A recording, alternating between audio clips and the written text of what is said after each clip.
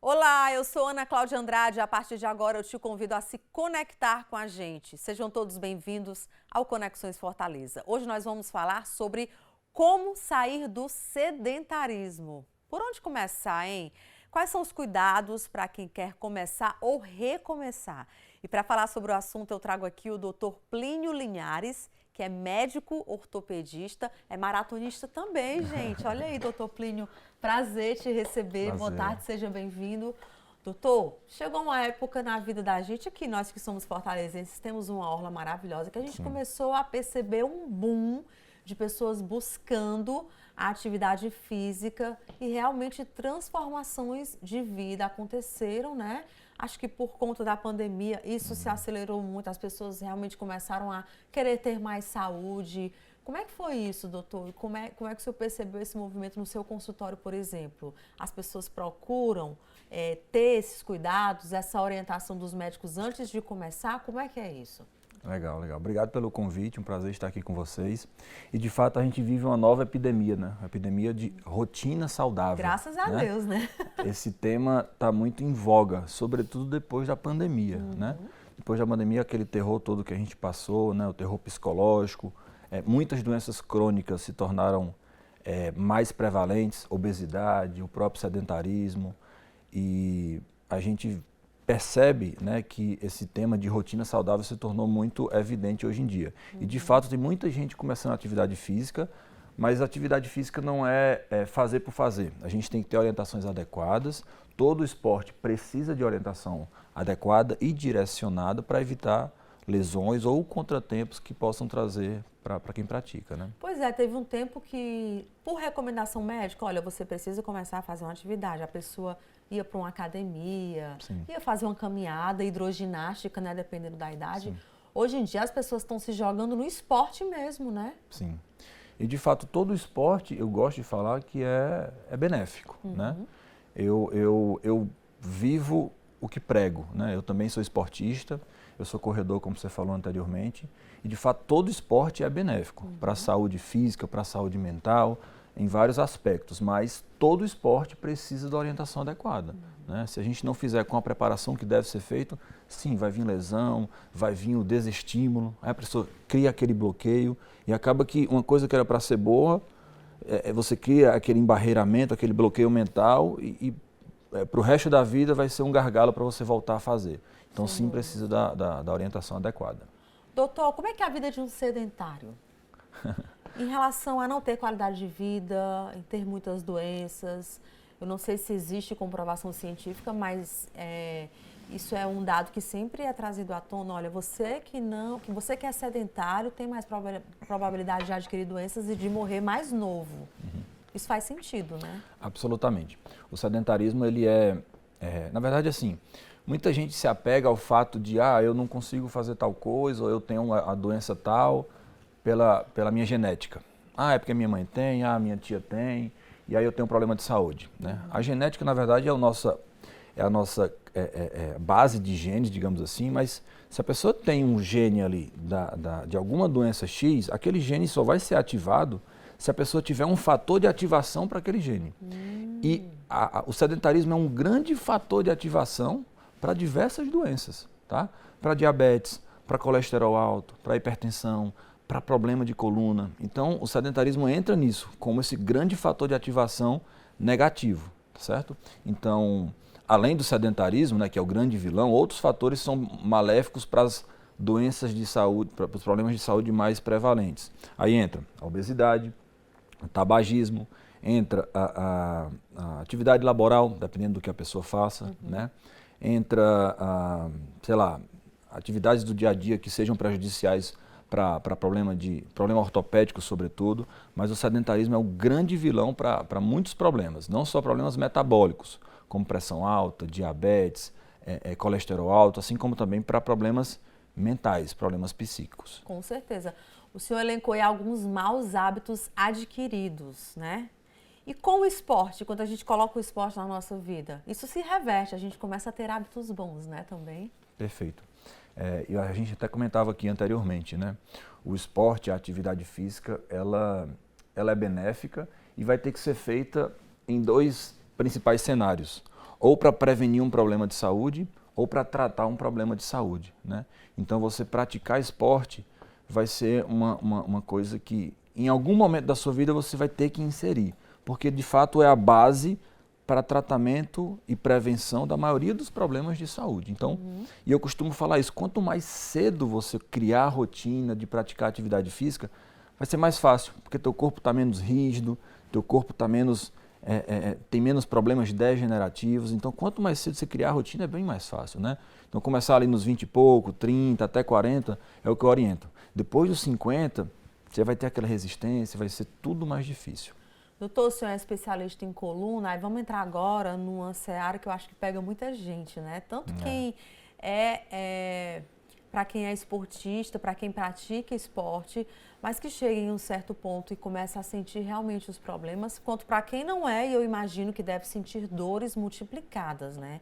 Sim. Como é que é essa questão da coluna para os pacientes que frequentam o seu consultório, por exemplo?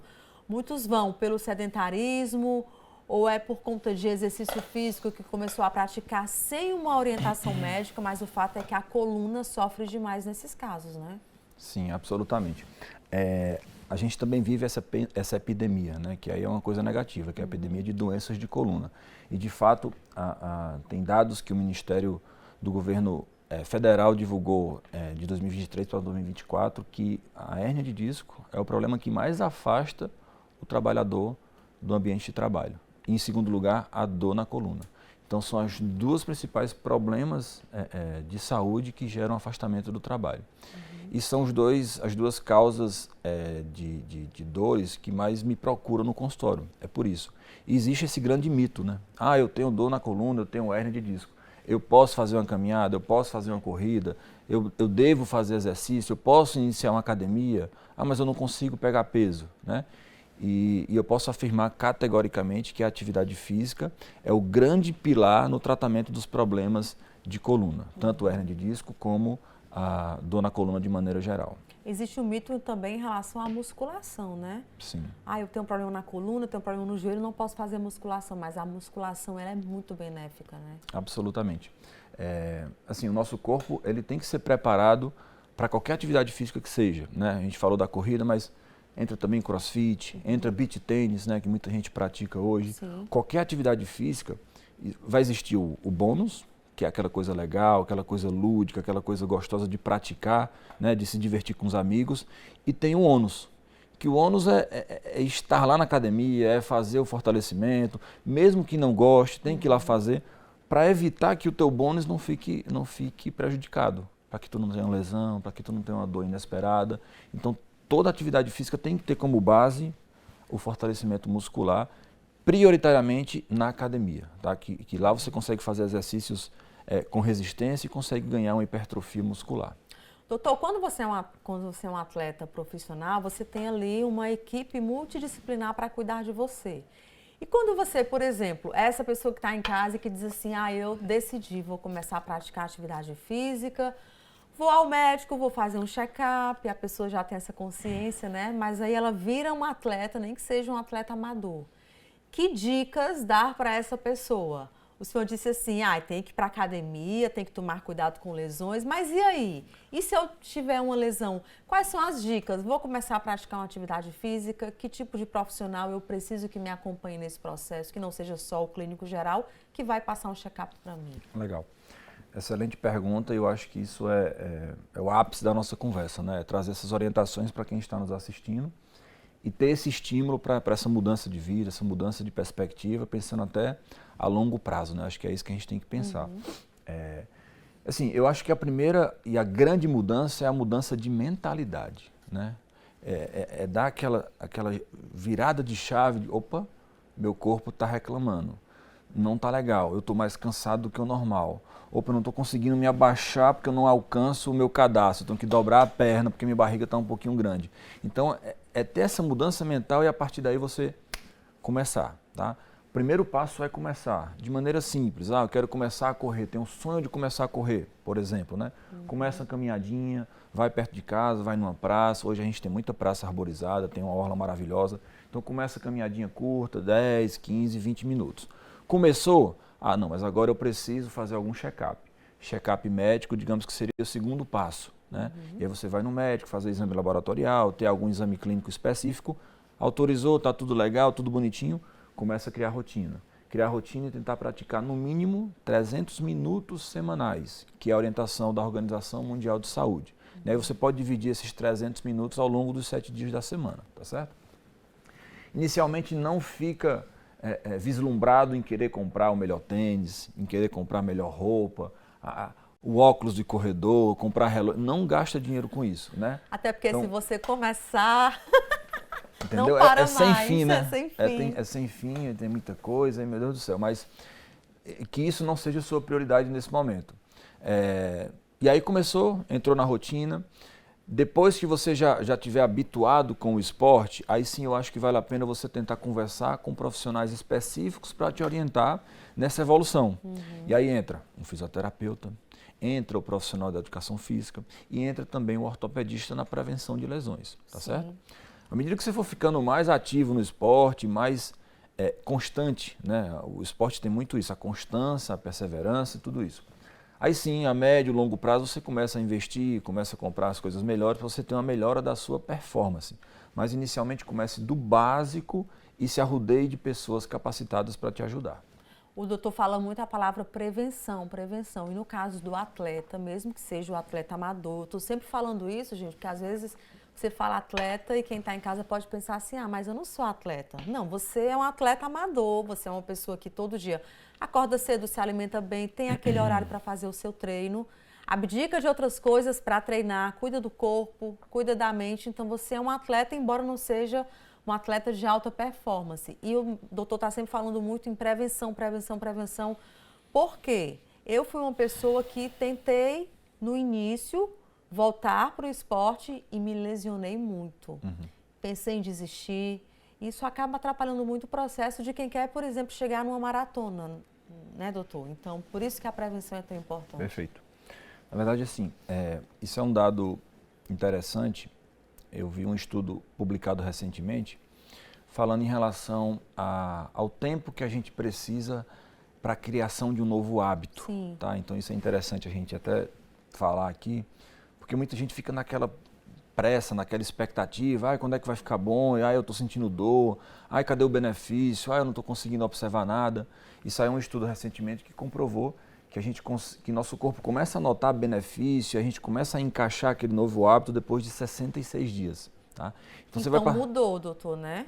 Acho que talvez tenha tido uma atualização, né? Mas 21 dias? É 21 dias para você conseguir encaixar a rotina, mas para você ter benefício daquela atividade nova. Entendi. Né? Com 21 dias eu quero eu consigo, eu encaixo a rotina. Mas aí a mudança mesmo são 66 dias. 66 dias. Certo? E aí, a partir daí, você vai conseguir notar benefício, aí você vai começar a dormir melhor, seu humor fica mais legal, né? Seu convívio diário fica mais legal, você faz novos amigos, então você tem que ter a persistência, tá? Sobretudo em corrida, né? Que é esse esporte que está mais em evidência na nossa orla e na nossa capital. A corrida, ela é um esporte que traz benefício a longo prazo, né? Eu comecei a correr em final de 2022 e fui fazer minha primeira maratona, claro, não que seja um objetivo comum para todo mundo, mas depois de 2 anos que o corpo foi ficar amadurecido e eu tive essa preparação toda na prevenção de lesões e de acompanhamento para conseguir fazer uma corrida mais longa, entendeu? Sofreu muito, doutor, até lá? Aquela coisa de corredor amador, que está começando. Na verdade, quais são os principais sofrimentos assim no início? O principal sofrimento é o sofrimento mental, né? Porque você tem aquela incógnita, será que eu vou conseguir? Será que isso é para mim? Será que eu não tenho que tentar outro esporte? Né? Então, acho que isso é a principal dificuldade. Mas persista, seja constante, é um esporte que traz benefício, sobretudo a médio e longo prazo. Não pense como é que você quer estar daqui a 6 meses ou daqui a 1 ano. Tem que pensar bem a longo prazo como é que você quer ter a sua rotina e a sua vida saudável, entendeu? Como é que a gente mensura a dor? Comecei a correr, cheguei aqui no quilômetro 5, estou com dor nas pernas. É uma dor de cansaço normal ou não? Já é uma dor me alertando para alguma coisa? Como é que você sente o seu corpo nesse momento? Perfeito. De fato, no começo vai vir muita dor, né? Dor muscular, dor de sobrecarga, né? Dor de fadiga, muita dor vai acontecer. para quem está nos assistindo, se eu puder falar um número de maneira objetiva para facilitar a linguagem, eu costumo falar que a dor do esporte, ela tem que passar em até 72 horas. Né? Certo. Aquela dorzinha muscular, aquela dor de fadiga, de tensão, 72 horas. Continuou com dor, não está legal, ou uma dor irradiada, ou uma dor com formigamento. Se esse prazo se prolongar, opa, está errado, procurar um serviço de saúde para ser avaliado. É sinal de que tem lesão. Tem alguma coisa, né? Alguma lesão, alguma coisa mais gravezinha. Doutor, quem é que chega mais no seu consultório? É o idoso que quer começar a praticar? Ou é o idoso que não praticou e hoje está aí com as consequências de não ter praticado? É o jovem que já é um jovem adoecido porque é sedentário? Ou é um jovem que quer começar logo antes de não ter esses problemas no futuro? Perfeito. São os dois grandes picos, né, de idade em termos epidemiológicos. Né? Tem aquele jovem com a idade de mais ou menos 30 a 37 anos. O pico de acontecimento de hérnia de disco, por exemplo, que a gente citou anteriormente, atualmente é um pico de 37 anos. Então é aquele jovem sedentário, sobrepeso, aquele jovem que tem muito vício postural, aquele jovem que a vida é muito corrida e não consegue encaixar uma rotina de atividade física. Então, o primeiro pico é esse cara jovem, geralmente é uma mulher, tá? E o segundo pico é o idoso. É o idoso, depois de 60, 65 anos, que começa a ter problemas degenerativos. Né? Problema degenerativo traduzindo a problema de desgaste, que os locais mais acometidos são a coluna e o nosso joelho, tá? Então são os dois grandes picos de procura no consultório do ortopedista. E esse primeiro perfil aqui, do jovem? Do jovem de 37 anos, entre 37 e 40, não sei, né? Geralmente ele chega com muita dor já, que a gente vai negligenciando, né? Sim. Vai sentindo dor, até chegar naquele ponto de descer para a perna, não conseguir mais andar e finalmente procura um médico. E aqui fica o alerta, né? Porque hoje em dia a gente tem essa procura intensa pelo Dr. Google, né?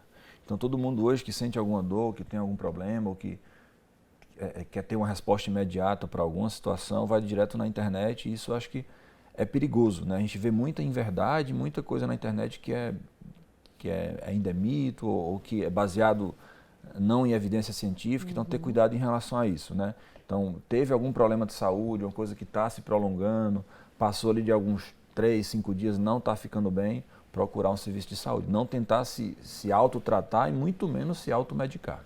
E o grande problema é que a internet ela dá dados que você não tem comprovação científica, tanto do que pode ser a doença quanto do tratamento, né? Aí tem gente que já faz a consulta completa ali na frente do computador. Sem dúvidas, sem dúvidas. Isso é perigoso, né?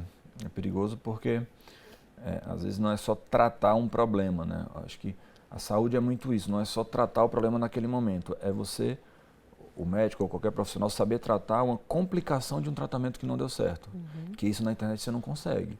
E tratar uma complicação geralmente é mais difícil, é mais oneroso, etc. E de todos esses pacientes que procuram, chega alguém que diz, doutor, olha, eu quero prevenir, ou é mais difícil? Raro. Geralmente as pessoas vão só pela dor mesmo. É bem raro. Geralmente a queixa principal de procura do ortopedista é a dor, né? Aquela dor articular, aquela dor que não melhora. Por prevenção é muito raro, claro. Até peço desculpa aos meus pacientes que me procuraram por isso. Tem as exceções, tem os pacientes bem conscientes que querem começar a melhorar a qualidade de vida, que querem melhorar a sua postura, né? Que querem deixar de sentir, que querem evitar sentir alguma coisa porque fica muito tempo no celular, eventualmente. Então tem os pacientes bem conscientes, mas é a menor parcela, de fato. E tem dicas, doutor? Eu acho que esse perfil aí vale, por exemplo, eu sempre tive problema na coluna desde a adolescência e eu não quero que os meus filhos passem por isso. Então, a minha filha tem 9 anos e sem dúvidas eu vou fazer com que ela passe por uma prevenção. A partir de que idade os pais já podem levar para fazer essa prevenção? Legal. O grande ponto, né, nessa questão de postura, sobretudo em crianças, é ficar atento ao período ali, começo da adolescência, né, que a criança ela tem dois grandes picos de crescimento, de 1 a 5 anos, né, prioritariamente de 1 a 2, nos primeiros 2 anos, e o segundo grande pico é no pico do estirão do crescimento da puberdade, tá certo? Então, passada essa primeira infância, Quando está ali perto dos 9, 10 anos de idade, a mulher é sempre um pouco mais precoce, homem 11, 12 anos, aqui é a fase crucial para a manifestação de algum problema postural. Pode ser uma eventual escoliose, pode ser uma hipercifose, enfim, tem alguns problemas. E aí aqui que vai começar a se manifestar. Então nessa transição da infância para a adolescência, por volta de 10 anos, é um momento crucial para você ficar observando, sempre olhar a sua criança de costas, ver se tem alguma assimetria de tronco, diferença de altura entre os ombros, diferençazinha na silhueta, às vezes uma costelinha mais saltada, em mulher uma mama mais assimétrica de um lado em relação ao outro. Então essa fase é a fase mais crucial que a gente tem que atuar para prevenir algum problema futuro. Perfeito, porque nessa primeira fase o pediatra se encarrega muito bem disso, né? Ele olha os ossos, a posição do pé, a coluna, mas nessa segunda fase dificilmente você procura um profissional, né? E é uma fase que a criança já está entrando na adolescência, ela começa a ter algum convívio com coleguinhas, né? E tem aquela vergonha, aí não quer mais andar sem blusa, né? E quer cobrir o tronco, aí às vezes fica um pouco mais difícil, mas oriento as mães, né? Os professores durante as aulas de educação física no colégio, sempre ficar atento a alguma alteração, porque pode significar algum desvio na coluna. E aí, doutor, aproveitando o nosso tema, uma criança que queira iniciar atividade esportiva, vale o mesmo cuidado, porque a gente tem mania de pensar que menino a gente pode jogar para fazer tudo que eles aguentam, mas não é bem assim não, gente. Não é bem assim. Mas é mito dizer que um adolescente não pode realizar academia.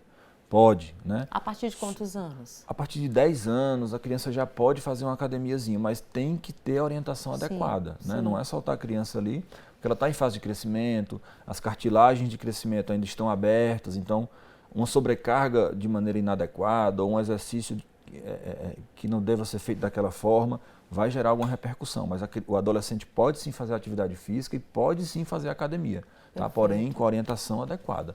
E é até importante, é até salutar para o adolescente fazer exercício de fortalecimento, para ele ganhar um arcabouço muscular melhor e para gerar um crescimento mais saudável para ele, tá certo? Certo. Doutor, só para a gente encerrar aqui, um idoso que chega a uma certa idade sem massa magra, ele passa por muitos problemas de saúde, não é isso? Eu estava lendo um artigo uma vez em relação a isso. Idosos hoje estão frequentando a academia muito mais do que em outras épocas. E isso não é bobagem, viu, gente? Tem muita gente na academia utilizando a academia como remédio mesmo. E existe até uma relação entre pessoas que têm pouca massa magra, que chegam naquela terceira idade, e doenças que podem acometer essas pessoas, não é isso? Perfeito. Assim, são dois conceitos que hoje estão muito em voga, né? É muito comum a gente escutar a palavra osteoporose, né? O idoso, eu tenho osteoporose. Só que hoje tem uma palavra que anda junto da osteoporose, chamada sarcopenia. A osteoporose significa enfraquecimento do osso, né? O osso fragilizado, que é de certa forma bem comum no idoso. E a sarcopenia, para quem está nos assistindo, é o enfraquecimento do músculo, né? E o osso não existe sem o músculo. Para o osso estar forte, o músculo precisa estar viável, precisa estar forte, né? Então são duas coisas que andam em conjunto e acometem muito o idoso. E como você falou, de fato, eu vi um estudo recente que ele pesquisou, existem algumas áreas ao redor do mundo chamado Blue Zones, que são áreas onde as pessoas estão vivendo mais de 100 anos. E aí eles foram pesquisar por que essas pessoas nesses determinados locais estão vivendo mais de 100 anos, qual a característica dessas populações. Se era alimentação, se era água local, se era o aspecto do ambiente. E aí ele concluiu que o único fator em comum para essas pessoas estar vivendo mais era o índice de massa muscular. Então, quanto mais músculo a pessoa tiver, mais velha ela vai chegar, vai ter mais longevidade e não só isso, vai ter mais qualidade de vida, né? Então é importante chegar na fase idosa com músculo para você conseguir ter uma fase saudável na terceira idade, né? Perfeito, o doutor fez uma explicação completa aqui, ó, para quem é sedentário, para quem não passou dos 30 ainda, mas é um sedentário, principalmente você que tem péssimos hábitos alimentares, ou hábito de fumar, de ingerir bebida alcoólica. Para quem está nessa idade e quer começar a praticar uma atividade física, o doutor trouxe até a corrida, né, como dica, já que ele é um maratonista. E para pessoas que estão sedentárias e numa idade mais avançada, que querem recuperar o tempo perdido. Gente, vale a pena em qualquer idade você começar uma atividade física, mas vale muito a pena você procurar um profissional para te dar dicas, para te orientar, para que você não pare no meio do caminho e vá até o fim da vida praticando atividade e tendo mais qualidade de vida, né, doutor? Obrigada pela sua participação, Perfeito, tá? Perfeito. Obrigado pelo convite, estarei sempre à disposição. E você de casa, obrigada pela sua companhia. Nosso próximo encontro já fica marcado. Até lá, tchau, tchau.